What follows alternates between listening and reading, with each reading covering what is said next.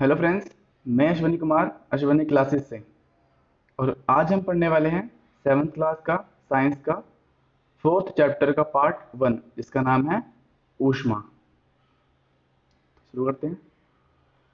अध्याय 3 में आप पढ़ चुके हैं कि ऊनी वस्त्र जांतव रेशों से बनाए जाते हैं, है ना। हमने पार्ट 3 में पढ़ा था कि जो ऊनी वस्त्र होते हैं वो कौन से रेशों से बनते हैं। जांतव रेशे। जांतव रेशे कौन से होते हैं? जो किसी जीवित प्राणी से प्राप्त होते हैं उसे बोलते हैं जांतव रेशे। ठीक है।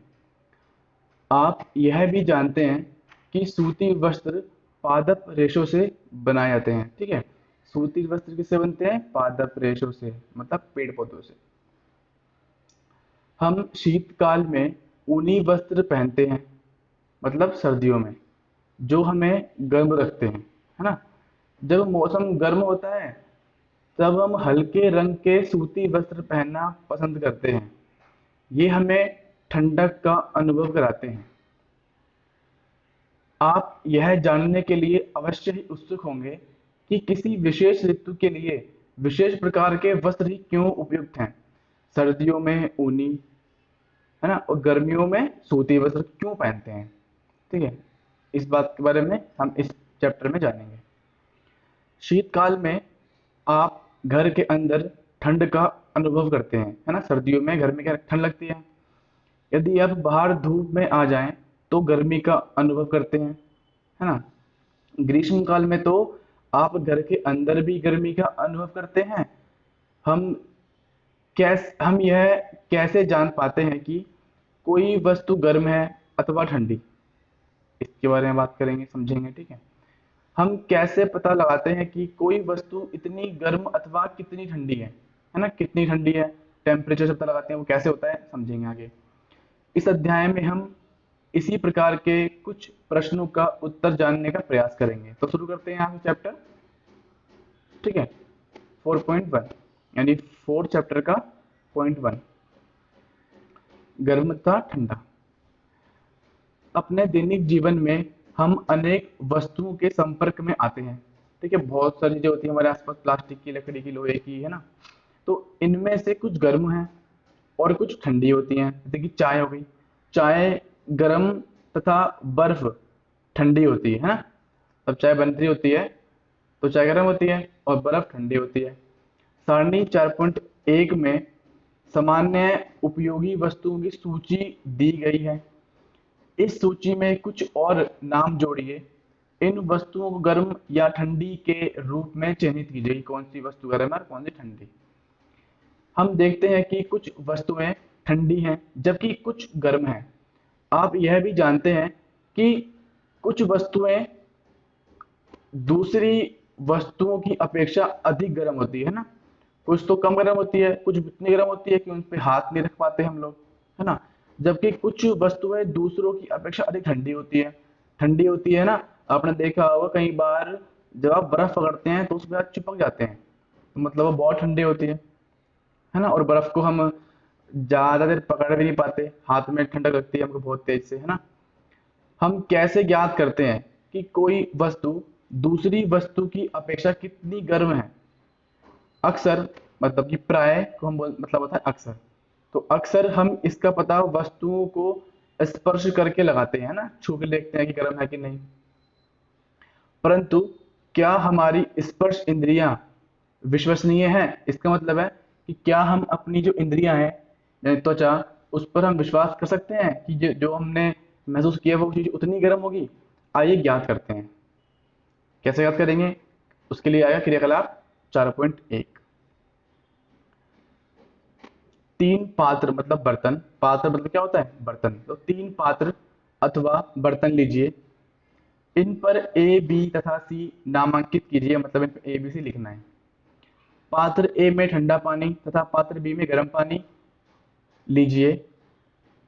कुछ ठंडा और कुछ गर्म पानी मिलाकर पात्र सी में डालिए। अब अपने बाएं यानी कि वाम हाथ को पात्र ए में तथा दाहिने हाथ को पात्र बी में डालिए। ठीक है।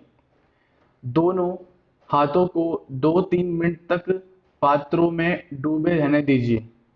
अब दोनों हाथों को एक साथ पात्र सी में डुबोइए।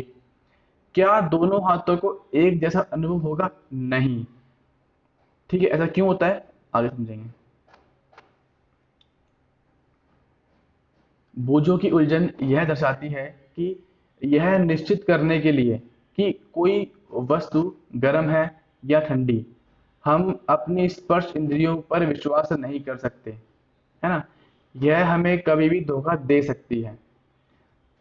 तब हम यह कैसे ज्ञात करते हैं कि कोई वस्तु वास्तव में कितनी गर्म है?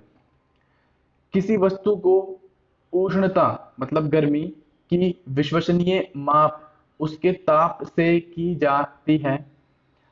ताप मापने के लिए उपयोग की जाने वाली युक्ति को तापमापी, इंग्लिश में थर्मामीटर कहते हैं। ठीक है, जो डॉक्टर के पास होता है ना, वैसा। आगे बढ़ते हैं, क्रियाकलाप सॉरी पॉइंट 4.2। ठीक है, क्या आपने कोई तापमापी देखा है? याद कीजिए कि जब कभी आपको या आपके परिवार में से किसी को बुखार चढ़ा था तो टेम्परेचर मतलब कि ताप को थर्मामीटर यानी कि तापमापी से मापा गया था। जिस तापमापी से हम अपने शरीर के ताप को मापते हैं उसे डॉक्टरी थर्मामीटर कहते हैं। ठीक है, किसी थर्मामीटर को अपने हाथ से पकड़िए तथा इसका ध्यानपूर्वक प्रेक्षण मतलब जांच यानी ऑब्जर्व कीजिए उसको। ठीक है, हाथ में पकड़ कर उसे ऑब्जर्व करना है। यदि आपके पास थर्मामीटर नहीं है तो अपने मित्र के साथ सम्मिलित हो जाइए। डॉक्टरी थर्मामीटर चित्र 4.2 में दर्शाए अनुसार दिखाई देता है। ठीक है, ठीक है, ये है डॉक्टरी थर्मामीटर। हमारे जो इंसान होते हैं उनका तापमान कितने डिग्री सेल्सियस होता है? 37 डिग्री सेल्सियस।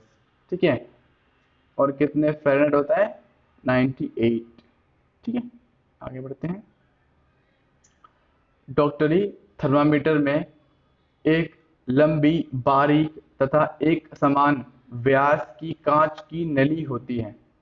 देखिए, लंबी भी है और बारीक सी होती है, पतली होती है, और एक समान व्यास की मतलब इसका जो चौड़ाई है वो बराबर होती है। ठीक है, कम ज़्यादा नहीं होती। इसके एक सिरे पर एक बल्ब होता है। यहाँ पे बल्ब में पारा भरा होता है। ठीक है, इसमें पारा भरा होता है। बल्ब के बाहर नली में पारे की एक पतली चमकीली धारी देखी जा सकती है। ठीक है, पतली चमकीली धारी ऐसे यहाँ बनी होती है बीच में एकदम। ठीक है, देखी जा सकती है। यदि पारे की यह धारी आपको दिखाई ना दे तो थर्मामीटर को थोड़ा सा झुकाइए तब तक कि जब तक कि आपको उसमें धारी दिखाई ना देने लगे। ठीक है, थर्मामीटर पर आपको ताप मापने का एक मापक्रम यानी कि स्केल भी दिखाई देगा। स्केल का मतलब क्या है यहाँ पे? स्केल का मतलब ये है कि जो नंबर्स यहाँ पे है ना, इनके बारे में कहा गया है कि कितना है बुखार किसी को, वो नापने के लिए इस पे नंबर लिखे होते हैं। उसे यहाँ बोला गया है स्केल यानी मापक्रम, यानी कितना मापें, कितना हुआ, कितना टेम्परेचर ऊपर तक गया पारा, तो वही हमारा तापमान होता है। ठीक है, उपयोग किए जाने वाला यह मापक्रम सेल्सियस केल्विन है। ठीक है, क्या है? Celsius scale. ठीक है, सॉरी, सेल्सियस स्केल है जिसे डिग्री सेल्सियस द्वारा यानी डिग्री सी द्वारा दर्शाया जाता है। ठीक है, सेल्सियस स्केल। आगे बढ़ते हैं। डॉक्टरी थर्मामीटर से हम 25 डिग्री सेल्सियस से लेकर 42 डिग्री यानी 42 डिग्री सेल्सियस तक के ताप की माप कर सकते हैं। क्रियाकलाप 4.2 4.2। ठीक है, थर्मामीटर से मापना है, इसे कैसे मापते हैं? आइए यह सीखें कि थर्मामीटर को कैसे पढ़ा जाता है। ठीक है, सबसे पहले इसके किन्हीं दो क्रमागत एक के बाद एक बड़े चिन्हों द्वारा निरूपित ताप के अंतर को नोट कीजिए कि जो यहाँ पर एक चिन्ह है बड़ा और यहाँ पे एक चिन्ह है ना, तो इसके बीच में अंतर कितना है वो नोट करना है आपको। ठीक है, ऐसा लिखा हुआ है यानी लगातार यानी एक के बाद एक बड़े चिन्हों द्वारा निरूपित यानी दिखाया गया, निरूपण किया गया, निर्देश दिया गया ताप का जो अंतर है उसको नोट करना है। ठीक है, इन दोनों चिन्हों के बीच भागों की संख्या छोटे चिन्हों द्वारा दर्शाई गई है ना। तो सेल्सियस है उसके बीच में भी छोटे छोटे चिन्ह दिखाए गए हैं, ये यहाँ दिखाई देते हैं ना। ये रहा 37, ये 36, ये हो गया बड़ा बड़ा चिन्ह, इसके बीच में छोटे छोटे चिन्ह दिखाए गए हैं, ठीक है, इनको देखना है। ठीक है, आगे देखते हैं। हम्म संख्या छोटे चिन्हों द्वारा दर्शाई गई है, उसको नोट कीजिए, कर लिया जी नोट। ठीक है, मान लीजिए दो बड़े चिन्हों के बीच 1 डिग्री का अंतर है। ठीक है, वो तो है ही अंतर 1 डिग्री का, 36 से लेकर 37 तक अभी हमने देखा था। तथा इन चिन्हों के बीच 5 भाग हैं। ठीक है, तब एक छोटे भाग का माप कितना हो गया, 1/5, अर्थात 0.2 डिग्री सेल्सियस। अब ये कैसे आया, देखो, एक माप है, अब इसके बीच हमको इसके बीच में 5 बनाने हैं। तो एक ये हो गया, 2 ये हो गया, 3 ये वाला हो गया, 4 ये वाला और 5 ये वाला। तो अगर मुझे सिर्फ एक के बारे में देखना हो, सिर्फ इसके बारे में, तो ये क्या है, ये 5वां हिस्सा है ना। तो मैं इस एक को, ये पूरा एक को 5 भागों में बांटूं, तो मेरा एक आएगा ये वाला। ठीक है, या फिर ये वाला, या फिर ये वाला, ये वाला, ये वाला, कोई से भी एक मान सकते हैं, ये पांचों बराबर होते हैं। ठीक है, आगे बढ़ते हैं। उपयोग करने से पहले थर्मामीटर को अच्छी प्रकार धो लीजिए। धोने के लिए किसी पुतिरोधी यानी रोगाणु रोधक, जो सारे सारे कीटाणुओं को मार दे, पुतिरोधी घोल का उपयोग करना सुरक्षित रहता है। अब इसे अपने हाथ में कसकर पकड़िए और कुछ झटके दीजिए। झटके देने से पारे का तल, यानी जहां पर आगे बल्ब में पारा भरा होता है ना, वो पारा का तल नीचे की ओर चला जाता है। ठीक है, जो पारा हीट की वजह से, तापमान की वजह से ऊपर आ जाता है, तो वो वापस से नॉर्मल चल हो जाता है। ठीक है, झटके देने से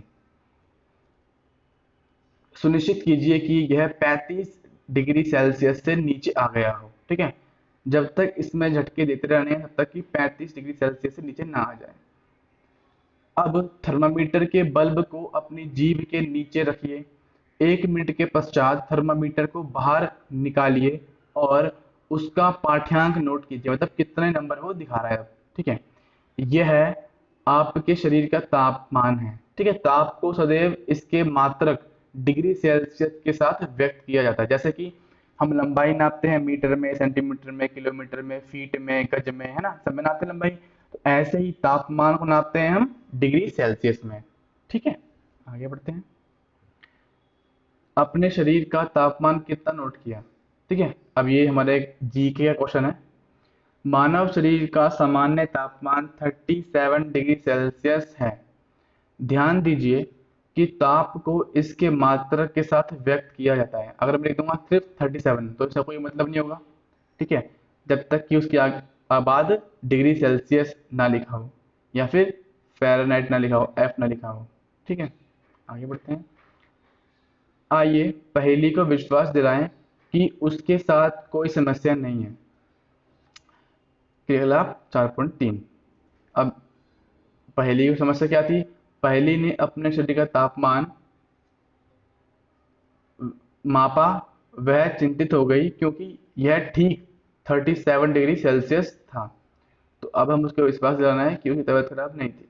ठीक है, डॉक्टर थर्मामीटर की सहायता से अपने कुछ मित्रों, कम से कम 10 के शरीर का ताप मापिए। अपने प्रेक्षणों यानी ऑब्जर्वेशन, जो भी आपने इसे ऑब्जर्व किया, उसको सारणी 4.2 में अंकित कीजिए, यानी वहां पर लिखना है। ठीक है, यहाँ लिखना है। क्या प्रत्येक विद्यार्थी के शरीर का तापमान 37 डिग्री सेल्सियस है। यह आवश्यक नहीं है कि प्रत्येक व्यक्ति का सामान्य ताप 37 डिग्री सेल्सियस ही हो। यह कुछ अधिक अथवा कुछ कम भी हो सकता है। वास्तव में जिसे हम सामान्य ताप कहते हैं, यानी कि नॉर्मल टेम्परेचर, वह स्वस्थ व्यक्ति के विशाल समूह के शरीर का औसत तापमान होता है। यानी कि अगर कोई व्यक्ति स्वस्थ है, उसे कोई दिक्कत परेशानी नहीं है, तो उसका तापमान कितना आएगा, 37 डिग्री सेल्सियस। ठीक है, चेतावनी क्या है यहाँ पे, डॉक्टरी थर्मामीटर का उपयोग मानव शरीर का ताप मापने को छोड़कर किसी अन्य वस्तु का ताप मापने के लिए कभी मत कीजिए। थर्मामीटर को धूप तथा आग के पास रखने से बचाएं, ऐसा करने से यह टूट सकता है। ठीक है, आगे बढ़ते हैं। डॉक्टरी थर्मामीटर को केवल मानव शरीर का ताप मापने के लिए ही डिजाइन किया गया है। मानव शरीर का तापमान सामान्यतः 35 डिग्री से कम 35 डिग्री सेल्सियस से कम तथा 42 डिग्री सेल्सियस से अधिक नहीं होता। ठीक है, कभी भी मानव का तापमान 35 डिग्री सेल्सियस से कम नहीं होगा। ठीक है, जिंदा और स्वस्थ मानव का तापमान, और 42 डिग्री सेल्सियस से अधिक नहीं होगा। ठीक है, यही कारण है कि इस थर्मामीटर का परिसर यानी कि रेंज, इसका मतलब क्या होता है दिखाते हैं भी आपको। इस जो थर्मामीटर, पहले याद रख लीजिए परिसर कितना है इसका, 35 डिग्री से लेकर 42 डिग्री तक। तो ये अब क्या होता है परिसर, देखते हैं यहाँ पे। मतलब इस डॉक्टरी थर्मामीटर का परिसर कितना होता है, 35 डिग्री सेल्सियस से लेकर 42 डिग्री सेल्सियस तक। वो क्या होता है ये, यानी कि 35 डिग्री सेल्सियस नीचे यहाँ पे शो नहीं करता, और 42 डिग्री सेल्सियस से ऊपर यहाँ पर शो नहीं करता, क्योंकि मानव का तापमान इसके ही बीच में रहता है। ठीक है, ठीक है। तो अब तक के लिए इतना ही।